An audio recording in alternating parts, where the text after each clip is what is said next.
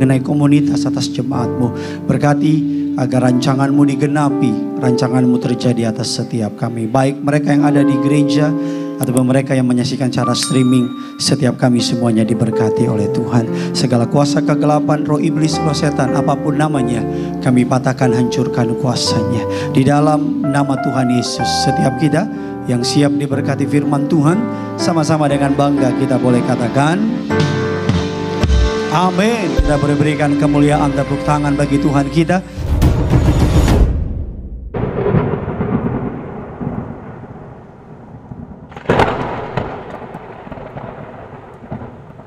Silakan duduk kembali saudara.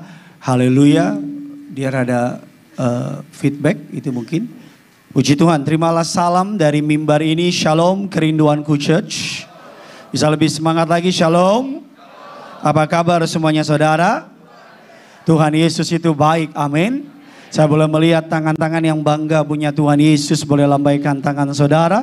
Kalau saudara nggak keberatan, boleh kasih salam kiri kanan saudara. Kasih senyum yang terbaik. Katakan, saya senang lihat kamu di gereja pagi ini. Bilang saudara, haleluya, puji Tuhan. Yuk biar rame gereja ini. Kita kasih tepuk tangan dulu yang luar biasa bagi Tuhan kita. Mari sama-sama kita akan belajar, kita masuk kepada minggu ketiga dari sebuah serial khotbah tentang komunitas atau community. Dan hari ini saya beri judul khotbahnya adalah The Power of Community. Kuasa dari komunitas. Colek kiri kanan saudara, katakan kamu pasti diberkati. Bilang saudara, kamu pasti diberkati. Coba saya mau absen dulu di sini, siapa yang sudah tergabung dalam komunitas sel gereja kita di tempat ini, teman seperjalanan, bisa lambaikan tangan saudara yang sudah bergabung. Oh puji Tuhan, angkanya makin banyak. Kita kasih tepuk tangan dulu dong buat Tuhan kita. Matius 18 ayatnya yang ke-20. Matius 18 ayatnya yang ke-20. Yuk sama-sama kita baca kebenaran firman Tuhan ini. Yang sudah di sana sama-sama dengan saya katakan, saya pasti diberkati. Yuk 3, 2, ya. Sebab di mana 2 atau 3 orang berkumpul dalam namaku, di situ aku ada di tengah-tengah. Sekali lagi saudara, sebab apa? Di mana 2 atau 3 orang berkumpul di dalam namaku, di situ aku apa? Ada di tengah-tengah. Sama-sama bilang sama saya, Yesus ada di tengah-tengah kita. Alkitab saya mengatakan bahwa ayat ini menjelaskan bahwa Tuhan tidak selalu hadir dalam setiap perkumpulan atau dalam setiap komunitas. Tuhan gak selalu hadir. Alkitab mengatakan tidak di semua komunitas Tuhan itu hadir. Tapi Alkitab saya mengatakan dengan tegas, sebab di mana 2-3 orang berkumpul di dalam namaku, di situ aku ada di tengah-tengah mereka. Berarti apa artinya? Arti dari ayat ini, Tuhan berjanji. Sama-sama bilang sama saya, Tuhan janji. Tuhan janji apa? Bahwa dia selalu hadir di tengah-tengah komunitas yang tujuannya berkumpul karena Yesus. Sama-sama bilang sama saya, Yesus selalu hadir di tengah-tengah komunitas yang tujuannya adalah Yesus. Amin saudara. Jadi Tuhan Yesus gak selalu hadir. Jangan saudara pikir dia hadir di semua komunitas. Alkitab saya bilang dengan tegas bahwa Yesus tidak selalu hadir dalam semua komunitas. Di komunitas bubur yang tidak diaduk. Kan ada komunitas bubur tidak diaduk. Ini saudara udah sarapan belum sih? Belum ya, nanti saudara sarapan. Bilang sama yang jual nama orang lain. Yesus selalu hadir kalau komunitas itu tujuannya untuk kemuliaan bagi namanya. Yesus selalu hadir kalau tujuannya untuk memuliakan Tuhan. Saudara, mungkin ada komunitas yang namanya komunitas kumpulan orang-orang Batak se-Jabodetabek misalnya. Kalau di situ ada Yesus, tujuannya untuk kemuliaan bagi nama Tuhan, maka Yesus hadir. Tapi kalau tujuannya boleh komunitas orang gereja, tapi bukan untuk nama Tuhan, untuk gosip, maka saya pastikan Yesus gak ada di sana. Karena gak mungkin Yesus hadir dan bilang, ngomongin siapa? Nah oleh karena itu kita perlu memilih atau pilihlah selalu berada dalam komunitas yang benar. Jauhilah komunitas yang salah. Sama-sama bilang sama saya perlu pilih teman yang benar. Belum semuanya, lebih semangat lagi dong. Kerinduanku Church 3, 2 ya. Amin. Coba colek kiri kanan saudara, perhatikan temanmu bilang. Amin. Oleh karena itu saya perlu pilih komunitas yang benar. Saya perlu menjauhi komunitas yang salah. Saya kasih contoh sama saudara. Ada 2 murid Yesus. Namanya Simon Petrus dan yang kedua namanya Yudas Iskariot. Simon Petrus, Yudas Iskariot. Dua-duanya punya salah. Dua-duanya kesalahannya fatal. Yang satu sangkal Yesus, yang satu jual Yesus. Tapi saya mau tanya, endingnya sama apa beda? Yang satu endingnya jadi salah satu rasul terbesar. Yang satu endingnya jadi pemimpin rasul. Bahkan jadi gembala gereja pertama. Namanya Simon Petrus. Yang kedua hasilnya ngapain dia Bapak Ibu? Kalau orang Jakarta bilang metong. Mati. Apa yang membedakan mereka? Pak, Bu, kita berada di dunia yang maaf ya. Kalau kamu benar, kamu dikasih tepuk tangan. Tapi kalau kamu boleh benar bertahun-tahun, salah sekali, habis. Betul atau tidak? Kita berada orang salah, gak ada yang mau nemenin. Berapa banyak dari kita punya hal yang terlalu baik, terlalu keren, tapi giliran salah sekali. Atau gagal sekali. Waduh. Ini saudara gak terlalu semangat apa gimana sih? Apa video lagi aja gimana? Simon Petrus salah. Tapi dia berakhir menjadi rasul, salah satu rasul terbesar. Bahkan gereja Katolik menyebut dia sebagai yang disebut sebagai gembala pertama. Yudas salah. Tapi ujungnya bunuh diri. Kenapa? Karena di tengah kesalahan mereka, yang pertama memilih komunitas yang benar, yang kedua lari ke komunitas yang salah, sehingga jadinya mati. Kita melihat bahwa Simon Petrus berakhir dalam pertobatan, berakhir dalam pemulihan, bahkan menjadi pemimpin para rasul. Kita melihat bahwa Yudas berakhir dengan bunuh diri. Apa yang membedakan mereka, Pak, Bu? Apa yang membedakan mereka? Khotbah ini akan menolong saudara dalam kau menjalani hidup ke depan. Yang setuju bilang amin. Khotbah ini akan membantu saudara dalam bagaimana engkau menjalani hidupmu ke depan. That's why nama dari Komsel di gereja ini teman. Bukan teman tapi mesra. Tapi teman seperjalanan. Kenapa? Karena life is a journey. Hidup ini adalah perjalanan. Hidup ini aja udah berat, Pak. Hidup aja udah berat. Khotbah aja di tengah jemaat yang diem udah berat. Hidup ini aja udah berat. Kalau kamu menjalani sama orang yang mohon maaf, ngerampok damai sejahteramu, mencuri visimu, melemahkan imanmu, yang tiap hari neken kamu, perjalanan kamu makin berat. Maka ada kutipan yang terkenal dikatakan demikian, if you wanna go faster, go alone. Kalau pengen kamu berjalan cepat, jalan sendiri. If you wanna go further, kamu pengen maju jalan lebih jauh, go together. Tahu together? Itu sayur yang biasa orang suka makan. Together. Nggak lucu, kita jalan aja, lanjut aja lah. Simon Petrus mendekatkan kepada komunitas yang benar. Apa komunitas Simon Petrus? Simon Petrus ketika jatuh, gagal, dia kembali kepada murid-murid. Amin. Murid-murid itu memulihkan dia. Murid-murid itu apa? Membuat dia pulih. Dia kembali ketemu panggilannya. Yang setuju bilang amin. Yudas ngapain dia? Dia pergi ke para imam. Ngapain pergi ke para imam? Main golf bareng. Enggak. Ngapain dia? Dia bilang, aku menyesal. Dan para imam bilang apa? It's none of my business. Urusan lu. Kita tahu endingnya. Bahwa Simon Petrus terus dipakai Tuhan. Dan kita juga tahu endingnya. Bahwa Yudas bunuh diri. Saya selalu bilang sama saudara, hati-hati. Hati-hati. Terutama engkau anak-anak muda. Bahkan gak usah anak muda. Orang tua pun mohon maaf hati-hati. Di masa tuamu kalau kamu gak punya komunitas, mohon maaf ya, anakmu sibuk dengan pekerjaannya, anak-anakmu sibuk hanya datang di weekend saja. Dan kalau kamu Senin sampai Jumat kamu gak ngerti mau buat apa. That's why kenapa banyak orang tua, mohon maaf saudara, di masa tuanya malah makin stres. Kata orang post power ranger.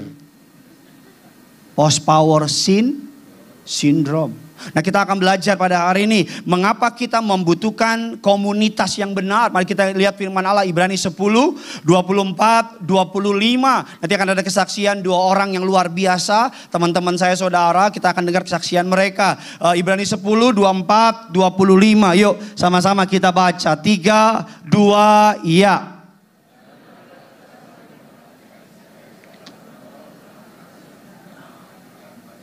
Ayat yang ke-25, janganlah kita,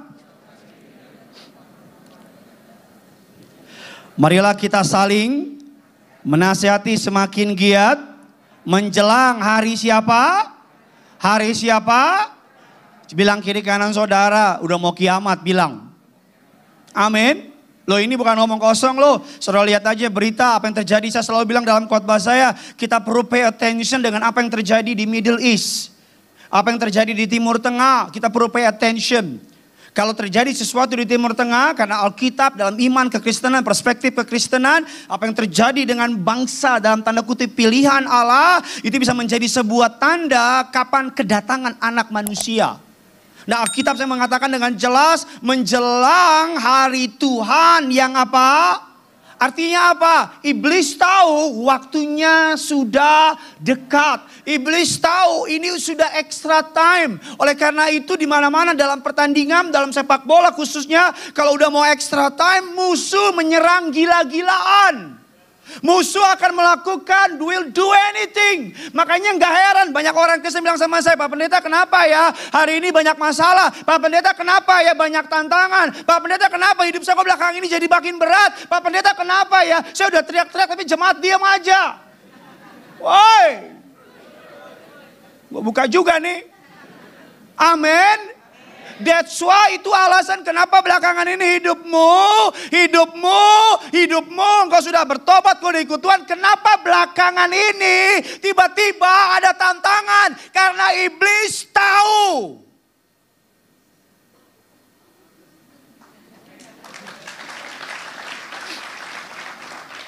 Saya tahu minggu lalu saya ke Surabaya, saya tahu. Dan kau kaget kan tiba-tiba kok video. Karena saya mencintai engkau. That's why kenapa iblis hari-hari ini nyerang saudara. Karena dia tahu iblis sudah dimarahin sama bosnya iblis. Bilang mau dibakar kita. Lo cari teman yang banyak. Itu ketawa palsu itu. Mari kita akan belajar. Kenapa kita butuh komunitas yang benar. Saudara siap diberkati? Pak, Bu, saya udah lama jadi pendeta, udah 2000 tahun. Dan salah satu khotbah yang bikin saya super excited ini. Salah satu khotbah yang bikin saya kayak, bahkan tadi malam kalau gereja mau saya buka. Ini, kenapa? Karena I know for sure, saya tahu banget. Hidupmu berat karena kamu sendirian. Saya tahu banget kenapa kamu banyak masalah, kenapa kamu gak maju-maju. Karena kamu so iya dengan gayamu sendiri gitu loh. Yang pertama, mengapa kita butuh komunitas? Yang pertama, karena pertumbuhan berasal dari kesatuan komunitas. Mantap.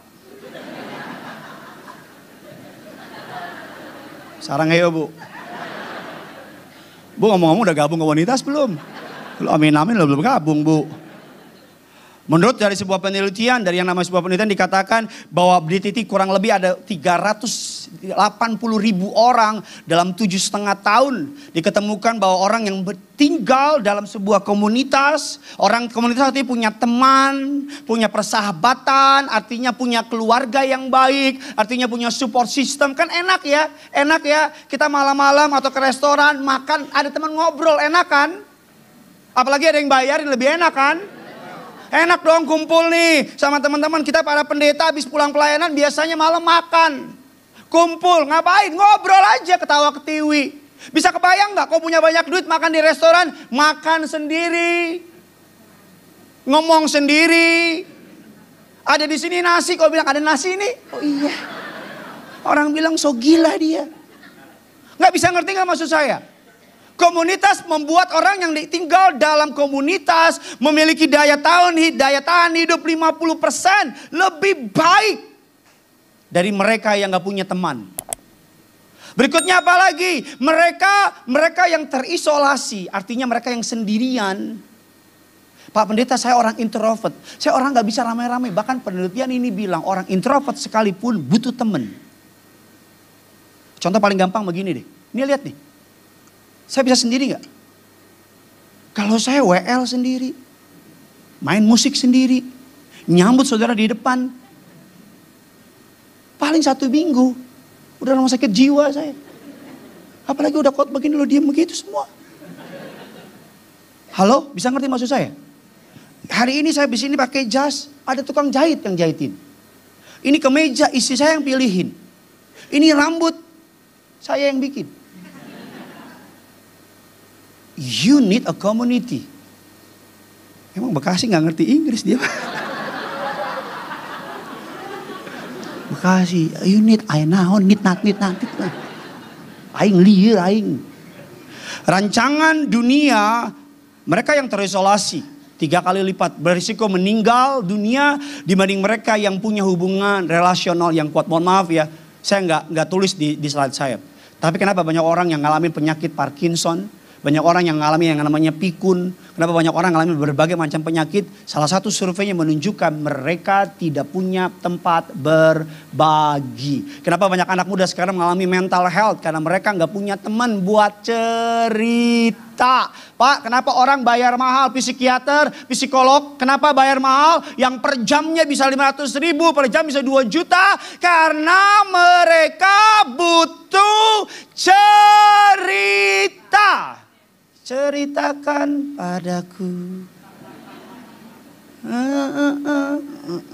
Ini sosok Gen Z saya. Amin. Mari kita akan melihat lagi rancangan dunia individualisme. Dunia merancangkan untuk kita tinggal sendiri. That's why saudara perhatikan deh. Makin kesini teknologi makin bikin kita terisolasi. Makanya kita apa dulu kalau mau makan, kita keluarin mobil, keluarin jalan kaki beli makanan, betul apa tidak? Dalam perjalanan kita ngobrol sama orang, kita tanya sama abangnya, bang udah lama, abangnya jawab, so tahu lo. Jangan tanya-tanya lo misalnya. Kenapa kita keluar makan, kita ngobrol, kita berkomunikasi, kita ketemu orang, kita kalau mau apa-apa ketemu orang ngobrol gitu loh. Jangan diem aja kamu, aku kan bingung. Ngobrol, dikatakan penelitian, teknologi, lihat sosial media sekarang. Apalagi ada fitur-fitur Menara Eiffel. Orang bisa pergi liburan di foto Menara Eiffel. Padahal mah di Tambun dia. Amin. Rancangan Tuhan apa? Rancangan Tuhan kolektivisme, community. Makanya ketika Yesus mati dan naik ke surga bangkit, dia bilang apa sama murid-muridnya? Lakukanlah ini. Apa? Perjamuan kudus. Kenapa namanya Holy Communion? Communion. Dari mana communion? Komunitas, bos. Ketika kamu meminta Allah, meminta kita untuk melakukan tubuh dan darah Yesus, Allah meminta kita doing this as remembrance of me. Ingat aku dan doing together. Lakukan bareng-bareng. Oke, saya mau terbang ke Amsal 18 ayat yang pertama. Yuk kita cepat saja. Amsal 18 ayat yang pertama. Sama-sama kita baca. 3, 2, ya. Orang amarahnya apa? Makanya ada lagu dulu, yang zaman dulu. Kalau sendirian itu bahaya. Kenapa? Suka ada setan yang gangguin. Coba saudara sendirian. Mikirnya macam-macam kan? Betul apa tidak?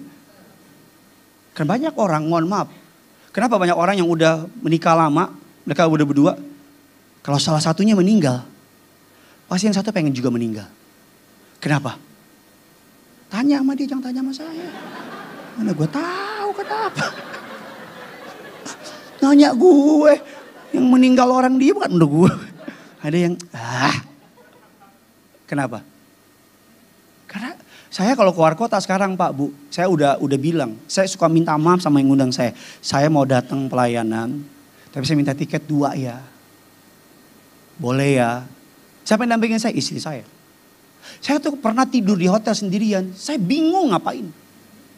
Karena biasanya ada teman, walaupun istri saya cuma di samping, walaupun dia sibuk sama HP-nya. Tapi tuh tidur lihat mukanya, bikin tenang.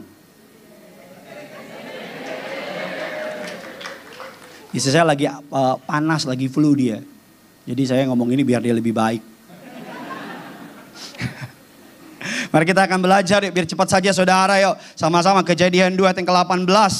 Kejadian 2 ayat yang ke-18. Saudara siap diberkati, amin. Yuk 3, 2, ya.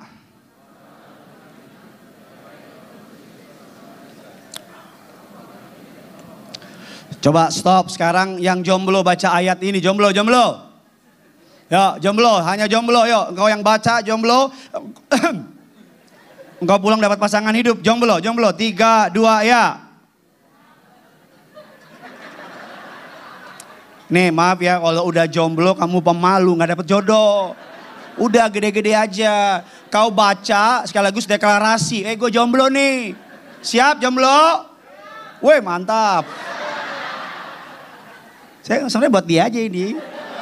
Derin yuk. Jomblo baca semua. 3, 2, ya Tuhan.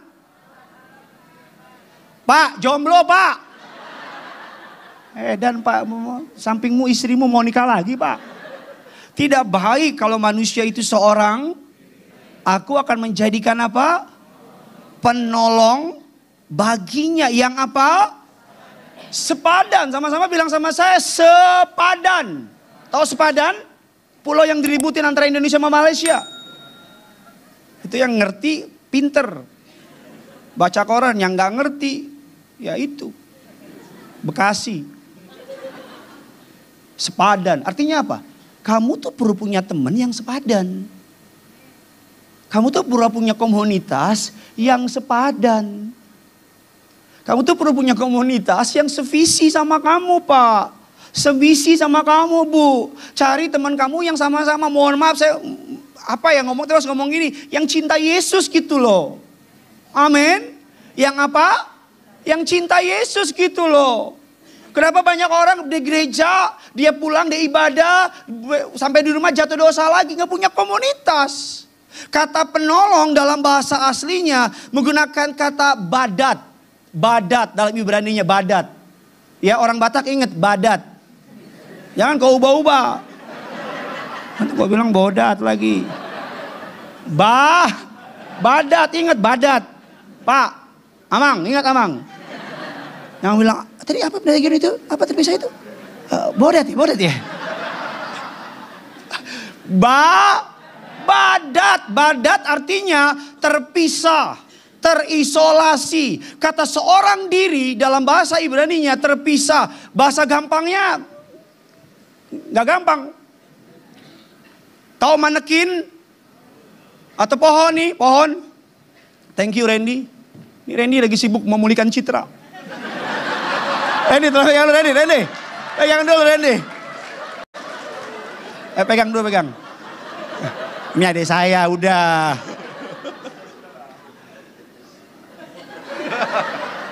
Tanya sama dia. Salah satu cara Tuhan memulihkan dia dengan istrinya adalah apa? Komunitas. Di satu Indonesia Raya, termasuk lo kan ngomongin. Nih, pegang. Badat terpisah gini nih. Nih terpisah. Bisa hidup gak? Sementara hidup, lama-lama mati. Terpisah kayak begini. Makanya kita bilang tidak baik seorang diri saja. Dari awal penciptaan, bahkan di Taman Eden sekalipun, yang semuanya ada, yang gak ada orang jahat Pak, yang gak ada pinjol di sana, yang gak ada yang anak Anda kecelakaan, transfer sekarang, padahal anakmu di sampingnya. Di Taman Eden aja Allah bilang begini, tidak baik seorang manusia, seorang diri saja. Badat, Pak ingat Pak, badat. terpisah. Terpisah itu begini, ini nih, kalau di sini dia numbuh. Tapi kalau dipisahin, hidupku akan menemukan arti kalau kamu tertanam di komunitas. Kau bantulah. Tepuk tangan buat Randy, terima kasih. Amin. Kata penolong, aku akan memberikan mereka saya minta tolong 5 orang tim TS untuk bantu saya, 5 orang. Yuk, bisa bantu saya. 5 orang dulu, habis itu kita akan masuk kesaksian. Bisa lihat. Penolong, sama-sama bilang sama saya penolong. Penolong, yuk. 5 orang. Ayo, 5 orang, yuk cepat yuk. Ayo Pak, udah gak usah malu-malu. Ya kok, gimana? Ayo, yuk. Sinang matulo, sinang matulo. Ayo.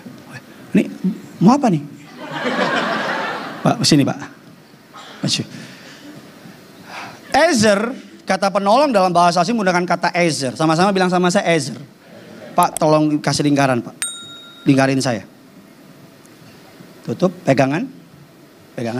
Pak, jangan halangin kamera Pak. Ezer, penolong. Penolong artinya apa Ezer? Orang yang mengelilingi. Orang yang mengawal. Orang yang membantu. Pak, kencang ya Pak. Saya mau lari dari Tuhan. Saya mau ninggalin Tuhan. Ada yang jagain. Kuat ya belakang. Yang ini deh, lebih gede. Saya mau jatuh. Sekali lagi saya mau jatuh.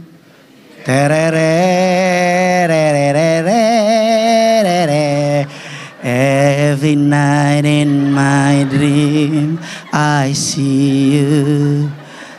Sayang. Lihat. Saya mau lari dari Tuhan.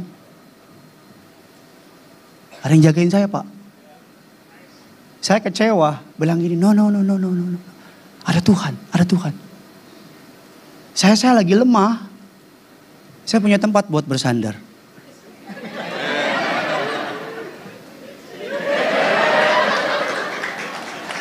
Aku tenang Mas. Ya. Ada yang buat sandarin Bos. Thank you. Udah kali tepuk tangan buat mereka.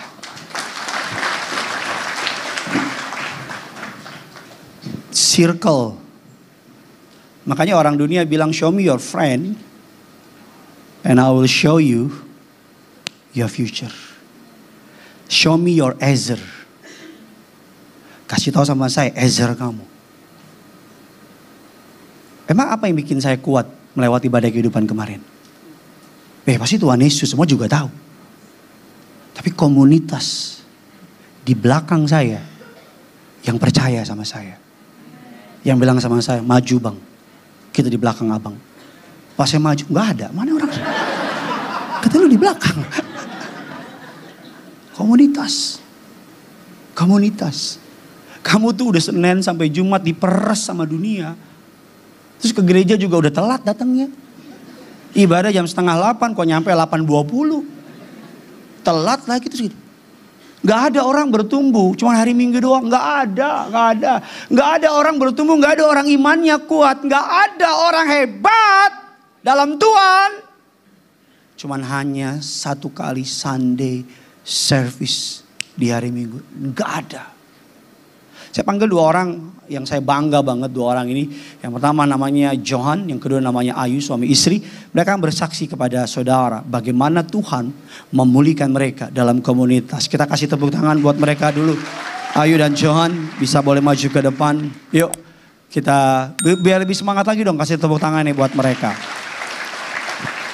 Ayu Johan bisa maju ke depan. Johan thank you. Johan. Ayu, thank you. Bisa kemari. Oke, Johan sama Ayu bisa ceritakan ini Johan, ini Ayu tentang Bagaimana? Kalian tergabung dalam teman seperjalanan ya? Betul, Mister. Betul ya. Ya. Dalam teman seperjalanan apa namanya? Desire. Desire ya. Kalian sudah berdua menikah ya? Ya. Anak? Anak satu. Satu, nama anaknya siapa? Leticia. Leticia ya. Oke. Siapa kasih nama anaknya? Mister. Oh iya benar ya. Sombong dikit. Coba ceritain dong bagaimana cara kalian, Ayu ini Bapak Ibu dari agama seberang. Oke. Ini seberang dia. Jadi dia bukan latar belakangnya Kristen, tapi ngalamin Tuhan. Dan biar mereka yang cerita deh. Ya silakan. Baik, terima kasih. Shalom Bapak Ibu, Saudara Jemaat Kerinduanku Church. Sebelumnya kami mengucapkan terima kasih kepada Lead Pastor serta keluarga besar Kerinduanku Church. Kami boleh berdiri di atas mimbar yang kudus ini. Jadi kalau boleh sedikit cerita terkait komunitas ya Bapak Ibu semuanya. Saya berasal dari rantau, dari Surabaya. Dan memang dari kecil saya hidup di kalangan komunitas yang minoritas lah. Nah, dengan adanya komunitas yang ada Tuhan di dalamnya, kalau saya pribadi merasakan bahwa ada pertumbuhan iman yang luar biasa. Dari komunitas yang saat ini kami ada di dalamnya, puji Tuhan saya dari dulu punya vision bahwa ingin menyelesaikan Alkitab. Tapi sejak saya hidup 27 tahun ini, saya belum bisa menyelesaikan itu. Dengan adanya komunitas yang saat ini kita ada di dalamnya, Tuhan Yesus hadir. Puji Tuhan, TS Desire sekarang sama-sama untuk berlomba-lomba bisa baca Alkitab sama-sama. Dan goals kita sampai dengan akhir tahun 2024 ini kita akan menyelesaikan sebagian dari perjanjian baru. Itu Bapak Ibu, mungkin akan dilanjutkan istri. Shalom Bapak Ibu semua. Terima kasih Our Lead Pastor atas kesempatannya. Mungkin seperti yang tadi disampaikan sama Our Lead Pastor, saya kebetulan bukan dari latar belakang orang percaya. Jadi dari kecil memang tumbuh dan besar itu nggak ada pengenalan akan Tuhan Yesus. Jadi seiring berjalannya waktu ketika besar saya harus cari tahu nih mengenal pribadi Tuhan Yesus tuh seorang diri. Jadi cuma kenal Tuhan tuh dari ibadah tengah minggu sama ibadah minggu aja. Pulang udah nggak ada tempat untuk sharing kebaikan Tuhan Yesus tuh seperti apa sih. Gimana sih saya mengalami Tuhan Yesus, kurang lebih seperti itu. Dan puji Tuhan di TS Desire ini banyak teman-teman yang latar belakangnya kurang lebih sama seperti saya. Jadi rasanya tuh Tuhan Yesus kayak menempatkan saya di komunitas ini supaya saya tuh ingat saya tuh berasal dari mana, kurang lebih seperti itu. Dan bagaimana Tuhan tuh menyertai, memulihkan saya sampai bisa ada di titik ini, kurang lebih seperti itu. Dan rasanya kayak punya family in Christ ya Kak. Jadi ada keluarga di dalam Kristus yang mana ketika kita mau jatuh atau mereka udah lihat sign kita akan jatuh, mereka tuh nahan kita, mereka tuh nopang kita. Bukan yang mereka justru membiarkan kita terjatuh, tapi kita semua tuh hand in hand untuk saling tarik ketika ya satu dan yang lainnya tuh udah mulai jatuh. Makanya menurut aku sendiri komunitas itu kayak, kita tuh kayak sebatang lilin ya.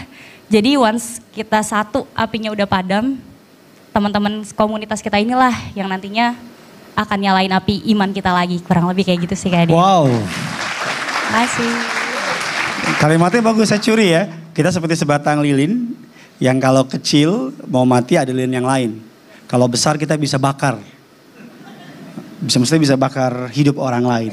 Kira-kira kalau boleh simpulin Ayu sama Johan, kira-kira perubahan apa yang paling kelihatan, yang nyata banget before and after kalian gabung dalam komunitas teman seperjalanan?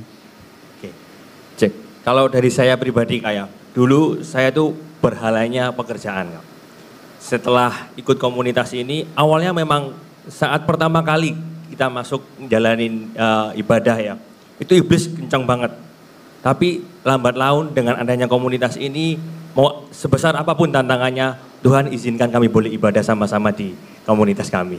Saling nguatin gitu. Saling ya? nguatin Kak. Oh puji Tuhan, thank you. Ayu, kira-kira apa yang membuat Kalau perbedaan? dari Ayu pribadi, kita jadi bertumbuh ya Kak. Jadi rasanya tuh kayak kita punya rem. Kurang lebih kayak gitu. Punya jadi, rem ya? Iya, jadi kayak kita kalau misalnya kita mau melakukan sesuatu yang tidak berkenan di hadapan Tuhan, ada yang saling nguatin, saling ingatin. Jadi di komunitas ini tuh kita nggak dapat judgement. Kalau mungkin kita sama dunia kita tuh tertolak. Tapi di teman-teman komunitas teman seperjalanan ini saya ngerasanya ya teman-teman nopang mereka Anda nih. lagi. Jadi kurang mereka lebih kenal kamu, jadi tahu nih, kayaknya Ayu ini lagi mau marah yes, gitu. Ya. Karena mungkin kita komunitas kecil yang satu sama lain kita saling ngobrol ya Kak. Jadi kita saling kenal satu sama lain pribadinya kurang lebih itu seperti apa gitu. Jadi kalau ada permasalahan juga kita ngobrol satu sama lain gitu. Jadi enaknya kita punya teman buat cerita, tapi feedback inputan yang masuk itu adalah gak jauh dari firman Tuhan, kurang lebih kayak gitu sih. Jadi mereka ini berdua Bapak Ibu suka WA saya, kadang-kadang suka tengah malam apa gitu kan. Terus kadang-kadang kan saya pura-pura gak baca aja gitu. Gak baca. Coba lama saya perhatiin kok lama-lama udah mulai gak WA saya. Udah mulai gak apakah saya kurang keren gitu. Ternyata mereka udah punya gabung dalam teman seperjalanan. Dan Tuhan saksi perkataan saya, kalau WA cuman buat cerita kesaksian Tuhan. Dulu kalau WA, Kak Johan begini, Ayu begini. Saya bilang Amanda begini. Jadi kita saling ceritain orang aja begitu. No, tapi sekarang mereka berdua. Kalau ada orang, salah satu orang yang saya melihat dari mess upnya, hancur-hancurnya itu mereka berdua. Dan hari ini, dulu mereka kalau ibadah Bapak Ibu nangis mulu. Bahkan bener ya lagu pujian aja nangis. Gitu karena kakinya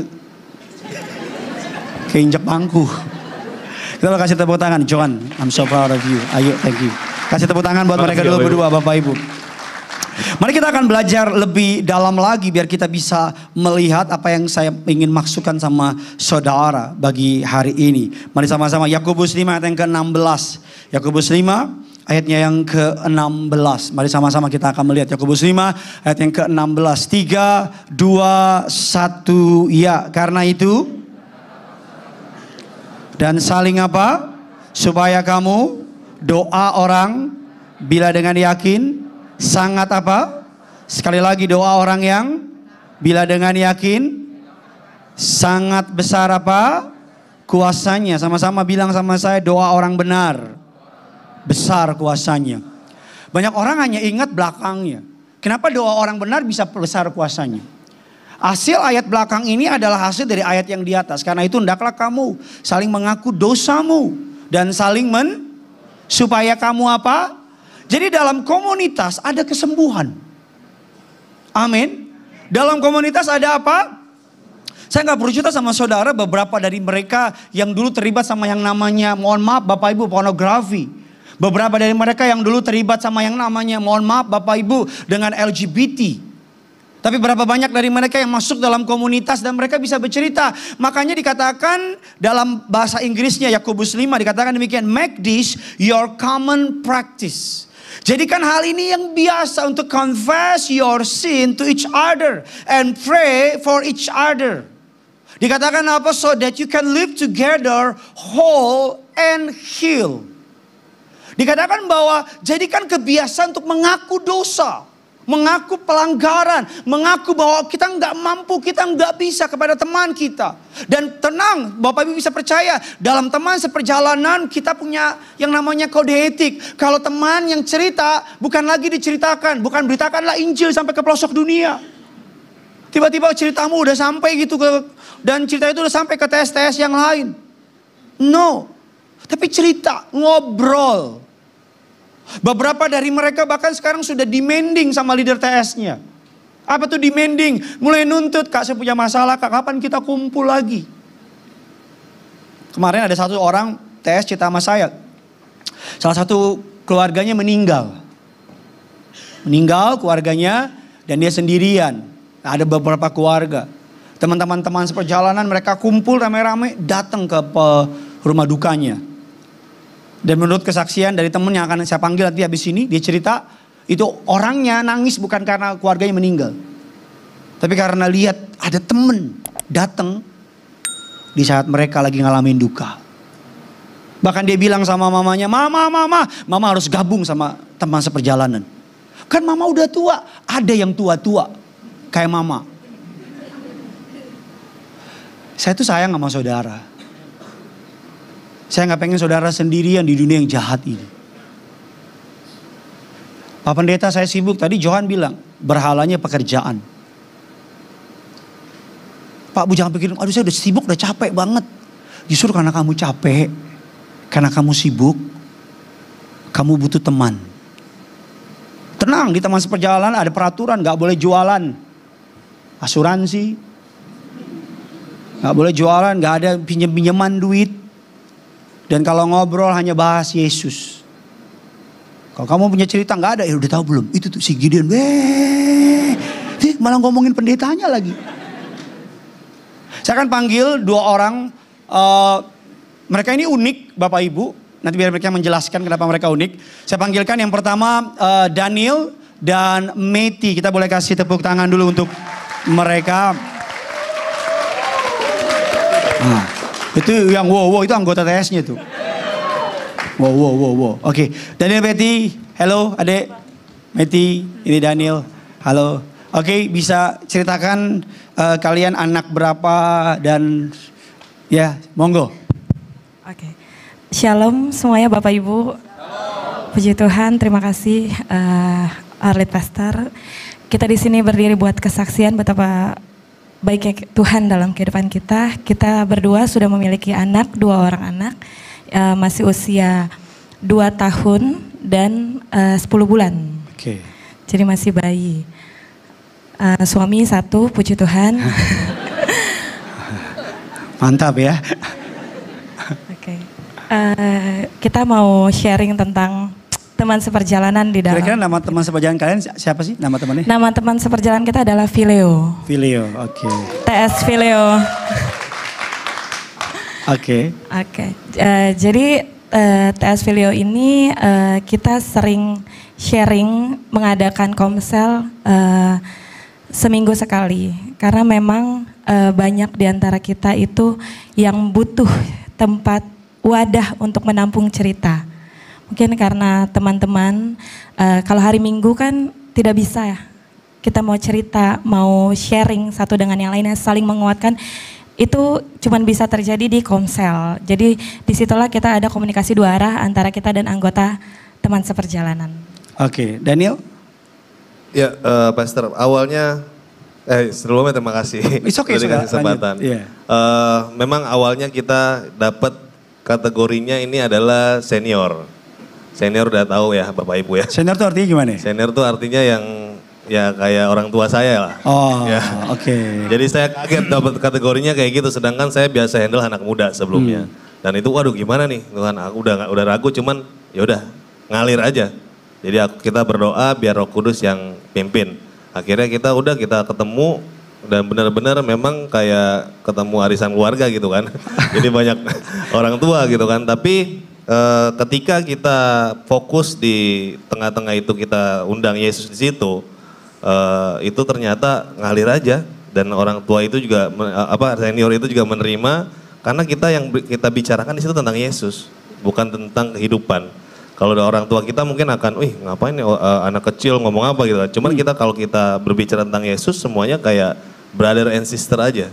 Seperti itu. Dan kita memang, aku mulai pelayanan full minggu itu tuh pas di gereja ini. Dan sebenarnya minggu nih waktu istirahat aku dari pekerjaan, dari ngurus anak gitu. Tapi semenjak pelayanan mungkin bilangnya akan capek ya. Cuman nggak tahu, happy aja. Terus berkatnya makin nambah ya, terus capeknya enggak hilang gitu. Amin. Karena semua yang kita kerjakan buat Tuhan Yesus gitu.